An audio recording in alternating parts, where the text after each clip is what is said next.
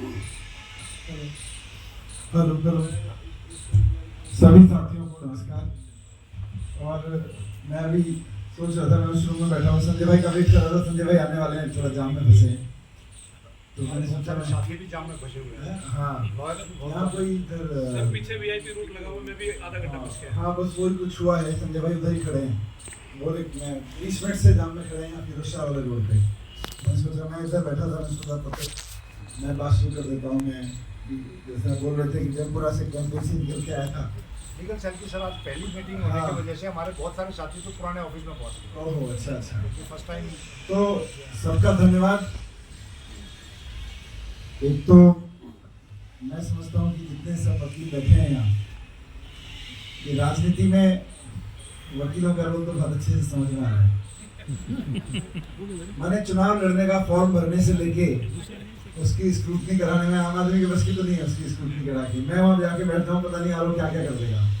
पर आप लोग फॉर्म भरवाने से लेके उसका एफिडेविट भरवाने से लेके फॉर्म स्क्रूटनी कराने तक और उसके बाद चुनाव लड़वाने तक, और फिर जब चुनाव जीत जाए तो फिर सरकार बनवाने तक। चंडीगढ़ में जब हुआ चुनाव जीत के भी सरकार नहीं बन रही थी, तो सरकार बनवाने तक, और जब सरकार बन जाए तो सरकार चलवाने तक सब में भूमिका निभा रहे हो।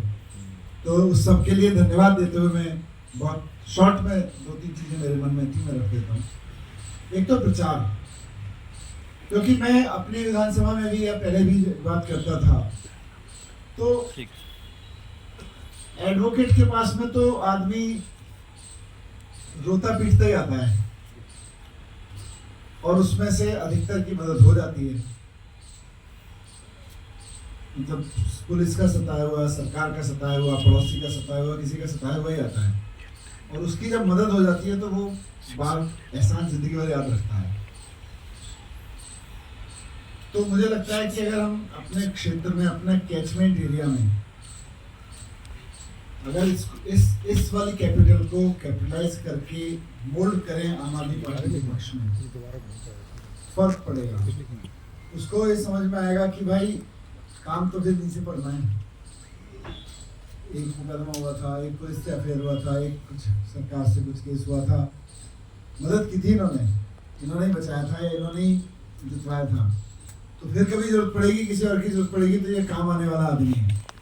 तो आपके प्रभाव में वैसे ही लोग रहते हैं। पर आज हम जिसलिए बैठे हैं पार्टी ऑफिस में, पूरी दिल्ली के सभी विधानसभा के साथी, क्योंकि अभी यह चुनाव जिस अगले 4-5 दिन जिस रूप में चलेगा, बहुत ही खतरनाक दौर में चलेगा। सारे कोड, सारे कंडक्ट, उनको वायलेशन करने में कहीं कोई अपराध नहीं हो रहा, और हम तो कहीं फुल स्टॉप कॉमा भी लगा दें तो अपराध ही है। उसमें बहुत बड़ी जरूरत पड़ने वाली है लीगल बैटल की। एक एक चीज पे मैं देख रहा हूँ। रात को अभी मैं आ रहा था, पूरी जमपुरा विधानसभा में मनोज तिवारी जी का कोई रोड शो हो रहा है, पूरा भोगल वोगल सब पाटा हुआ है उन्होंने, कोई उनको कुछ नहीं कहता। और रात को 4 बजे 3 बजे मेरे व्हाट्सएप पे मैसेज आ रहा था, फोन आ रहे थे, भैया लड़ी लगा रहे थे, 4 लड़कों को उठा के ले गई है पुलिस। अब कुछ नहीं करना, उन्होंने लड़ी लगाना रोक दिया, हमारा झंडियाँ लगा रहे थे। सुबह 6 बजे तक बिठा के रखा। फिर मैंने भी वहाँ से 2-3 लीडर्स को भेजा, 1-2 जो अपने कनेक्ट में थे उनको भेजा है जी। हाँ तो हाँ, कौन से थाने में? हाँ, तो जाके सनलाइट थाने में इन्होंने जाके छुड़वाया, तो तब जाके छूटते हैं। तो ये बैटल तो ऐसी लड़नी पड़ेगी, वरना तो 4 घंटे खराब कर दिए, और अगर नहीं भी होता तो आज दिन का और खराब कर देता अगर ये नहीं जाते वहाँ। तो मेरा रिक्वेस्ट है कि इसको लेके अभी अगले 4 दिन का बैकअप बहुत स्ट्रॉन्ग चाहिए, वरना उन्होंने तो करना यही है ना, हम प्रचार कर रहे हैं, हमारे 4 लड़कों को उठा देने, आप पूछते रहो जी क्या गलत किया है। तो नहीं कुछ गलत नहीं है, बस एक स्टेटमेंट लेके छोड़ देंगे। अब स्टेटमेंट लेके छोड़ देने में अगर आधा दिन निकाल दिया तो उनकी जीत तो इसी में हो रही है। मतलब ऐसे जो कुछ कर भी नहीं रहा, ऐसा भी नहीं है वो बीजेपी का पटका पहन के बैठा है, जो कि बैठा हुआ है और आराम से उसने हमारे लड़कों को, बंदों को 4 घंटे 5 घंटे आधा दिन खराब कर दिया। उसके बाद वो पूरी एनर्जी के साथ जा ही नहीं सकता लड़का फील्ड में। पर अगर एसएचओ कुछ गड़बड़ करे और उसको आपने छुड़वा दिया वहीं, तो फिर वो डबल एनर्जी के साथ जाएगा कि भाई एक बार छुड़वा दिया, वकील है, दोबारा भी जा सकता हूँ फिर तो आप उसको एनर्जाइज कर सकते हैं। कार्यकर्ता आपकी सपोर्ट से एनर्जी फील करते हैं।